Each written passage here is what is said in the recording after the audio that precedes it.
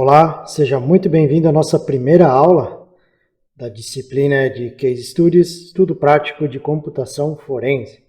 Então, na nossa primeira aula, como eu mencionei lá na apresentação da disciplina, nós vamos falar, então, já diretamente aí sobre entrevista forense e os indicadores de desonestidade.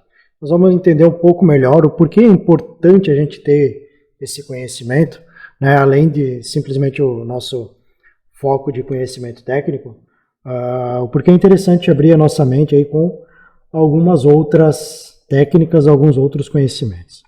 Então vamos lá, vamos falar primeiramente de entrevista, né? Então, aqui por definição, né, a gente já tem que a entrevista de testemunhas é um procedimento fundamental no decurso das investigações policiais e avaliações forenses.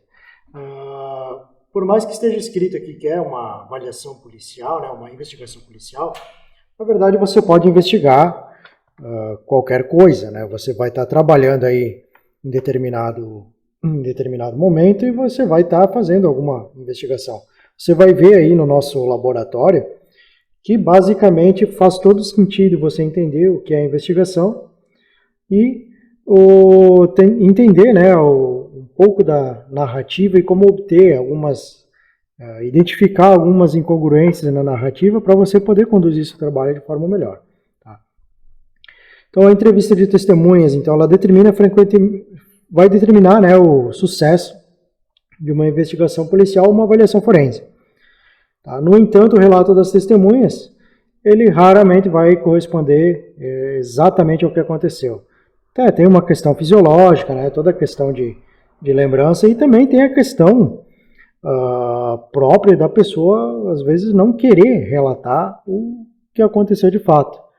Mas ela deixa na sua narrativa alguns indícios que podem identificar que aquele relato está sendo manipulado, que não está sendo um relato totalmente credível. Né?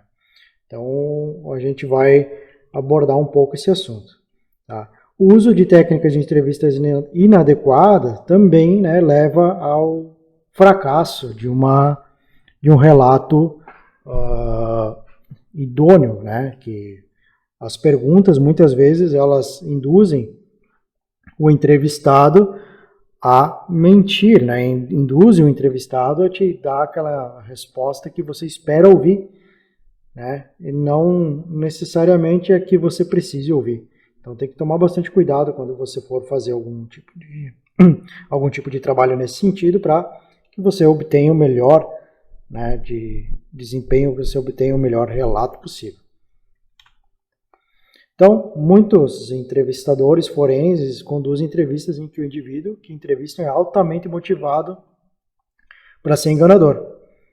Tá? Então, naquele primeiro momento que você foi atender um caso, pode ser que você pegue alguém assim. Se você vai em um contexto corporativo, onde você tem que investigar alguma fraude, então nesses momentos, né, você vai poder, em determinadas situações, se deparar com pessoas muito bem articuladas que podem te passar uma informação, né, em que você vai acreditar nela e não vai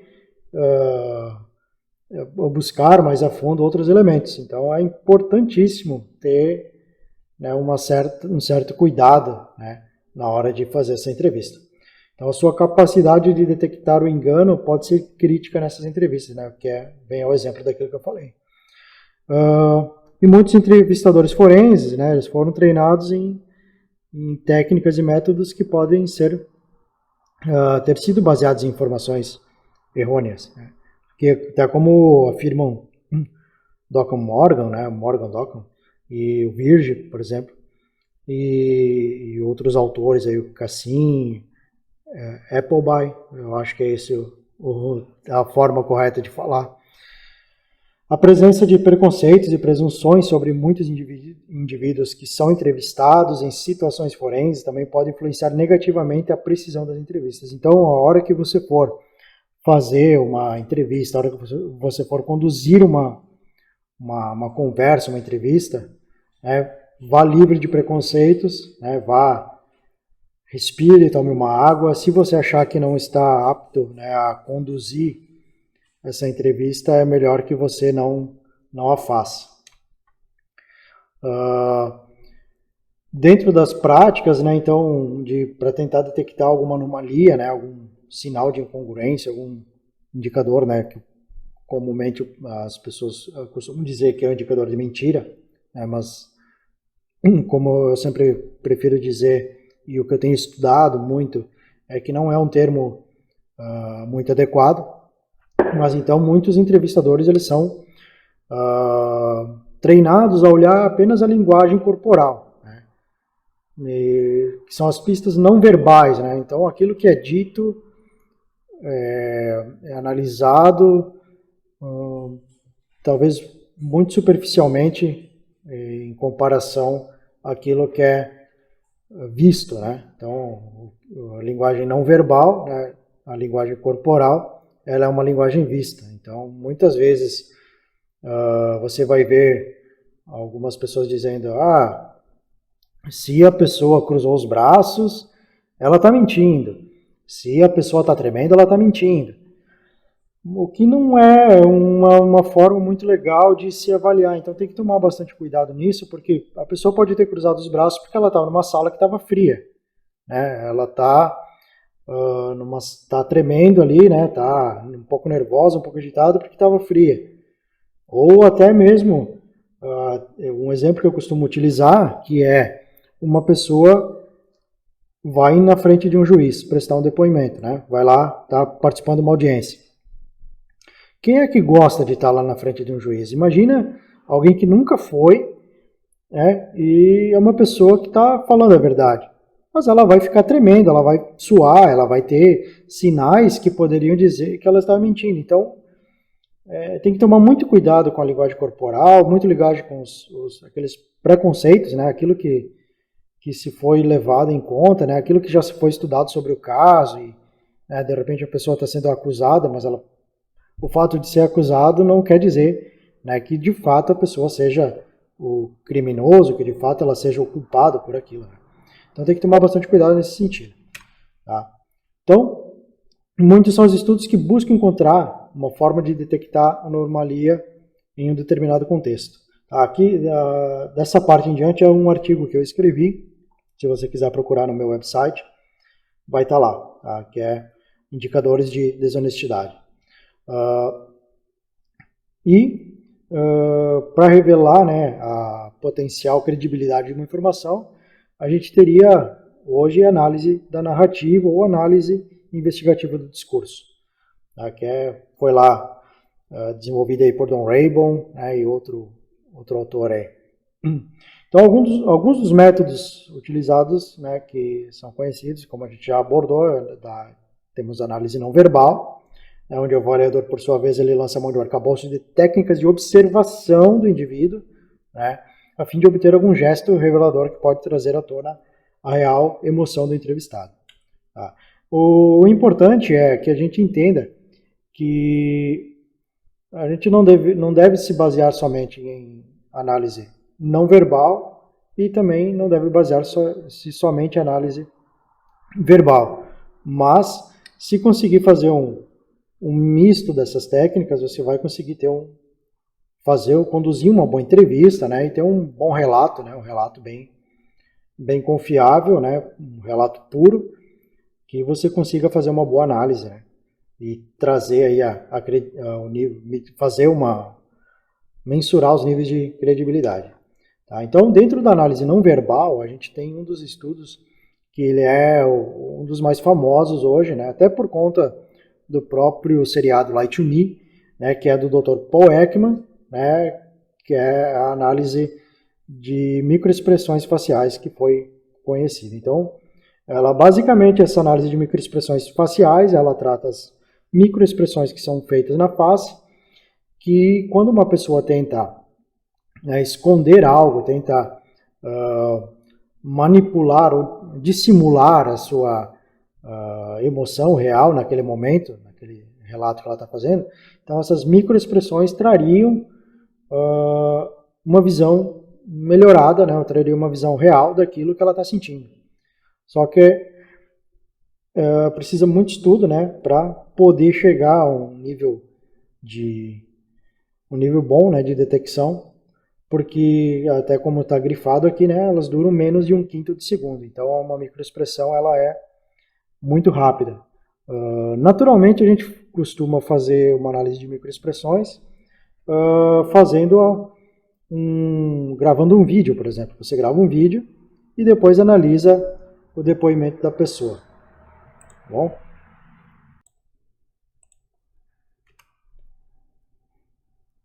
Ainda seguindo, então, na parte do nosso entrevista forense, então a gente teria, né, saindo um pouco do escopo que seria a linguagem não verbal, a gente entraria então na análise investigativa do discurso, né, que tem fundamental importância na avaliação da credibilidade com base nos depoimentos. Tá? Então, como que é feito isso? A gente obtém o depoimento, pode ser feito a gente pode pegar um áudio, né, pode gravar o depoimento, faz a transcrição ipsis literis, né, é transcrito o que a gente conhece hoje, basicamente uma comparação como se fosse uma cópia bit a bit, né, de toda aquela narrativa, sem colocar nenhum elemento a mais e sem mudar, por exemplo, a própria corrigir erros de português, né, que a pessoa estiver cometendo naquela narrativa. Então é feito integral, né, sem modificação nenhuma, ipsis literis. Daí a partir disso aí a gente consegue fazer algumas análises, fazer algumas medições e chegar a um score, né? A gente vai ter ali um nível de uma forma de medir a credibilidade. Tá? Eu vou procurar trazer um especialista no assunto para a gente fazer uma live e discutir aí como que esse tipo de técnica pode ser aplicado, né, dentro do nosso contexto da forense digital, né, da computação forense, como que ele pode nos auxiliar dentro desse nosso trabalho, tá bom? Vai ficar aí como a nossa primeira disciplina, né, a primeira vez que a disciplina vai estar disponível, vai ficar aí depois gravado para os próximos alunos aí nas próximas vezes, tá bom? Então aí dentro dessa publicação, né, que a gente viu aqui, tem até o link, pode acessar. Ele enfatiza, né, que um erro, o Don Raybon, ele enfatiza que um erro revelará a verdade. Né? Então o entrevistado enganoso ele só cometerá erros quando o entrevistador o conduziu através de sua estratégia de perguntas, né, para utilizar a falsificação, né, como um meio de continuar o engano. Enquanto o entrevistado puder enganar com ocultação, ele não cometerá erros. A complexidade do engano por meio da falsificação exige que o entrevistado se lembre da mentira afirmada que foi tirada da sua imaginação. Então é bastante trabalhoso alguém que vai contar vai enganar, né? Vai forjar aí uma narrativa. É bastante trabalhoso. A pessoa tem que pensar em várias coisas, né? Então, normalmente ele vai seguir uma sequência e a partir do momento que essa sequência é quebrada, ele pode acabar revelando, então, que não está sendo congruente aí, né? Ele vai acabar deixando alguma brecha, né, para que a gente consiga, né, para que o entrevistador consiga descobrir aquela determinada mentira, por assim dizer. Então, quando o entrevistador começa a explorar os detalhes, né, sobre a mentira, o enganador agora precisa se lembrar das suas mentiras exatas e de quando mentiu. Né? A complexidade aumenta diametralmente devido à necessidade do entrevistado de lembrar informações continuamente fabricadas, né? E oferece a possibilidade de um enganador inadvertidamente, né, diga algo que revele a verdade. Então, aí vem de encontro com aquilo que eu falei antes, né? Então, ele vai ter um trabalho enorme para ficar lembrando daquilo que ele está tentando manipular, dissimular, e não cair, né, em nenhuma armadilha do entrevistador.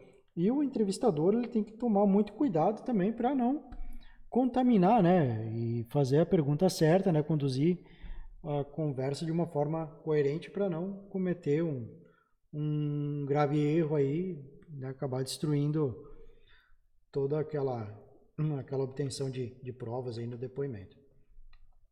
Então aqui, uma das dicas, né? Então, o entrevistador precisa formular corretamente as questões e observar diversos pontos nas respostas do seu entrevistado. Obter um depoimento que não seja puramente baseado em perguntas e respostas é de grande valia. Ou seja, se o entrevistador tiver a habilidade de conseguir uma narrativa, o resultado será muito satisfatório. Então, é importante que seja estabelecido um diálogo, né? Não simplesmente... Eu vou trazer aqui um exemplo de uma situação que eu atendi, né? Eu olhei lá um determinado inquérito e as perguntas eram: você conhece a pessoa? Não. Você vendeu isso para a pessoa? Não. Por que você não vendeu isso para a pessoa? Daí porque eu não conhecia a pessoa.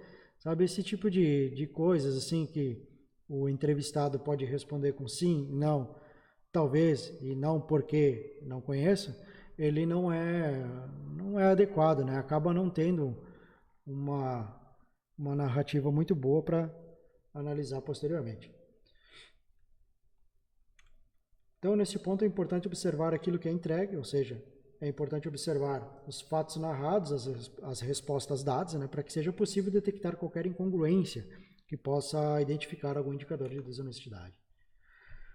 Dentro dos indicadores de desonestidade, nós temos alguns pontos aqui que a gente pode observar. Então, tem a falta de autorreferência, tempos verbais incoerentes, responder perguntas com outras perguntas, expressões de incerteza, juramentos, alusões, falta de detalhes específicos, equilíbrio narrativo ou desequilíbrio narrativo, né, que vai acabar não tendo, comprimento médio do enunciado, que é onde a gente entraria então com a análise, né, posterior, né, o equilíbrio narrativo e o comprimento médio do enunciado. Então, dentro dos casos que envolvem a forense digital, né, então o que a gente poderia ter? Obter o melhor relato do incidente, né, aconteceu determinado fato, você pode procurar essas técnicas, né, dentro dessas técnicas obter um melhor relato, né, pode ser no local de trabalho, pode ser que você tenha sido designado para tal situação, né, tenha sido contratado para alguma coisa, né, para investigar alguma situação. Canais de denúncia, né, são comuns a gente avaliar. Agora, com o advento da LGPD, vai ter muita denúncia que vai precisar ser, né, avaliada. Já existe muitas denúncias em outras situações que precisam ter, né, uma avaliação para saber se realmente aquela denúncia faz sentido, se ela é credível ou não, né, para não se perder trabalho fazendo análise, fazendo investigação, sendo que não precisaria, sendo que é um falso positivo, né, uma coisa enganosa. Então, entre esses relatos, eles podem ser feitos por e-mail, por formulários da web. Então, ali tem uma fonte bem valiosa, né, para se fazer esse estudo.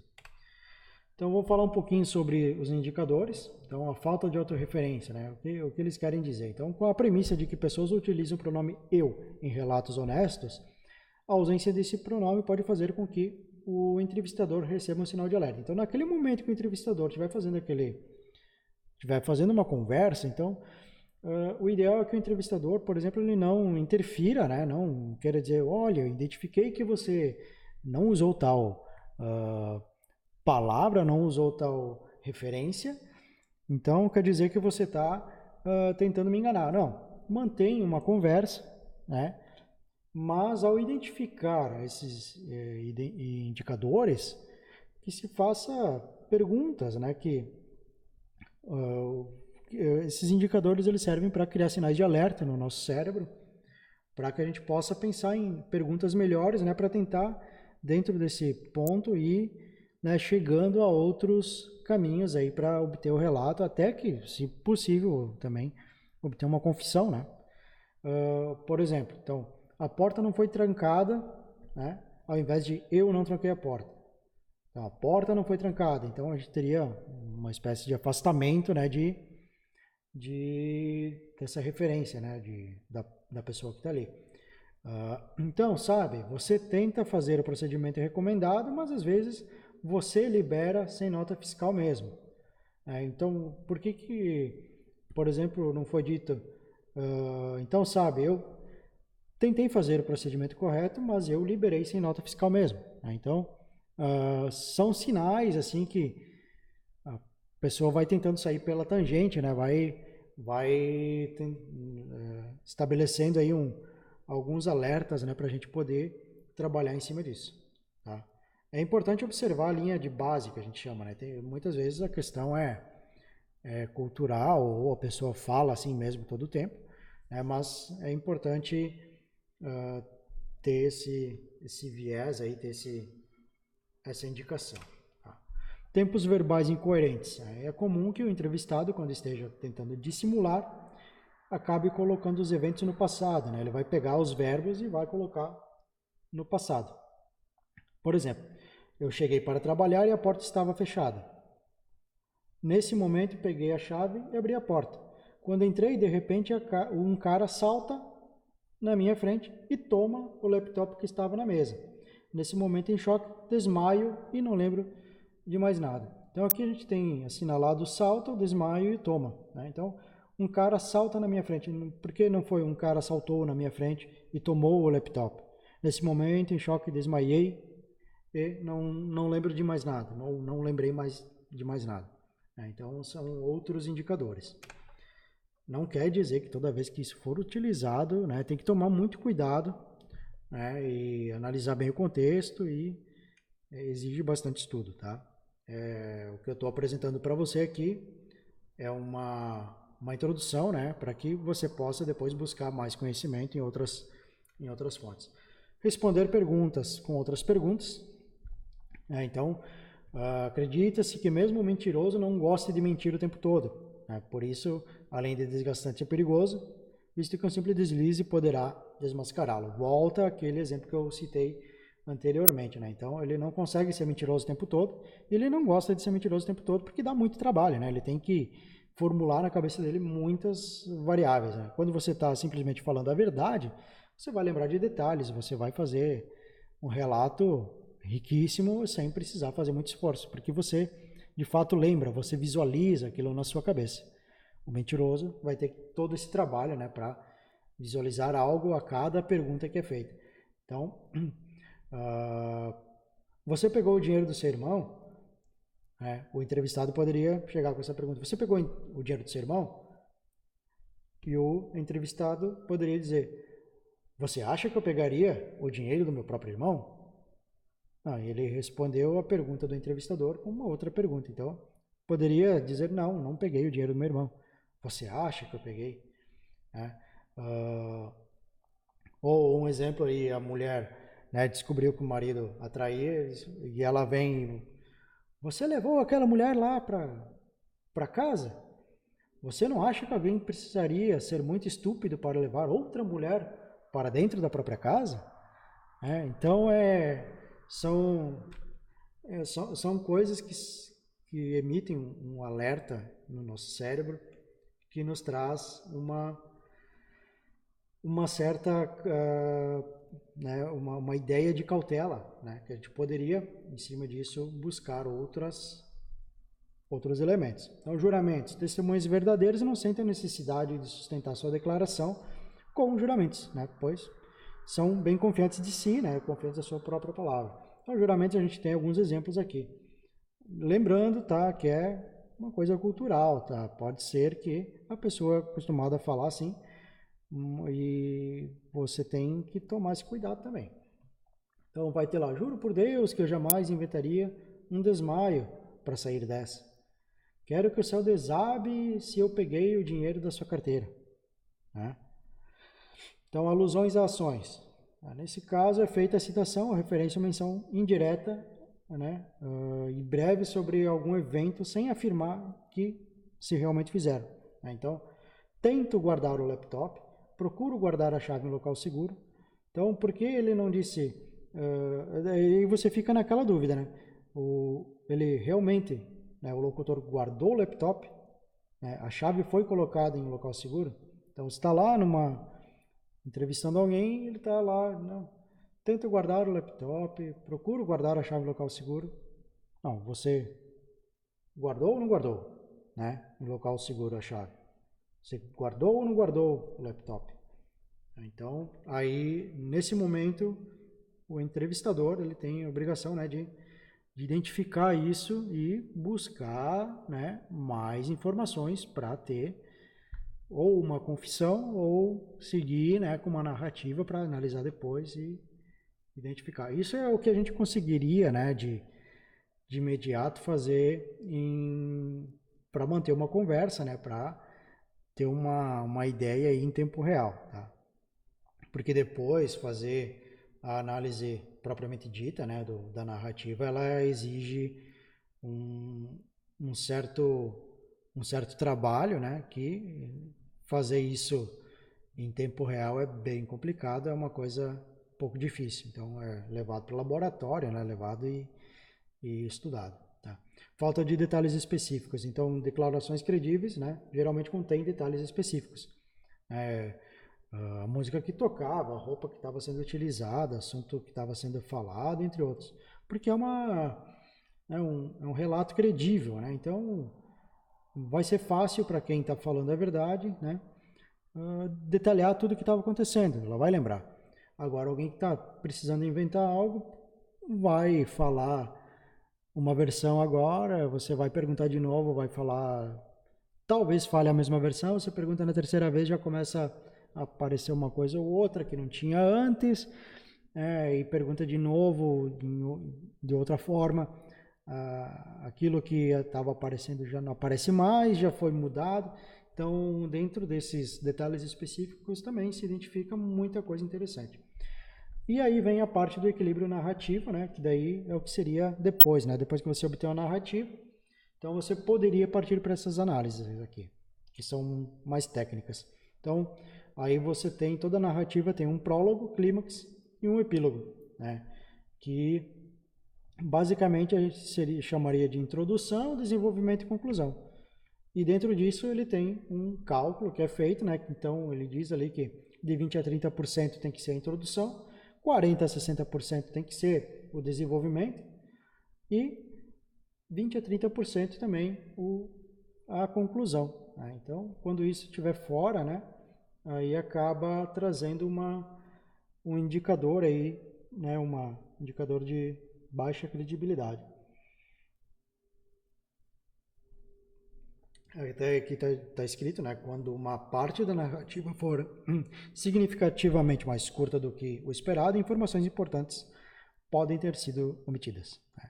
E no mesmo sentido, né, se for, no caso, ou muito curta ou lá uma extensa narrativa, então pode ser que tenha sido preenchida com informações falsas. E o comprimento médio do MLU, que isso também é feito depois, né? É feito lá com um determinado cálculo, que a gente pega o número total de palavras e divide pelo número de sentenças e você vai ter o MLU, né? Ele vai te dar, que é o comprimento médio do enunciado. Então é isso aí. Nossa primeira aula foi mais por uma questão de conhecimento de outras alternativas, mas eu recomendo que você pegue o PDF, dê uma lida no artigo. Eu deixei um material de apoio também, que trata do assunto. Tem um artigo, que eu vou dizer aqui qual é o nome. Ele está em inglês aqui, o The Detection of Deception in Forensic Interviews, tá? De Larry D. Gehring, de um seminário de psicologia forense, tá? Então ele está ali disponível, então para você baixar e ler. Então, Running Ahead, Detection of Deception in Forensic Interviews. Tá? Vou ver se eu consigo compartilhar a tela aqui, aí você já consegue olhar também.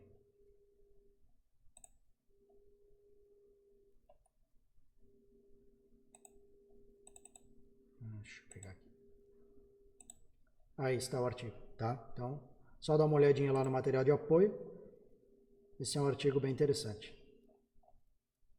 Tá bom? Ele não fala exatamente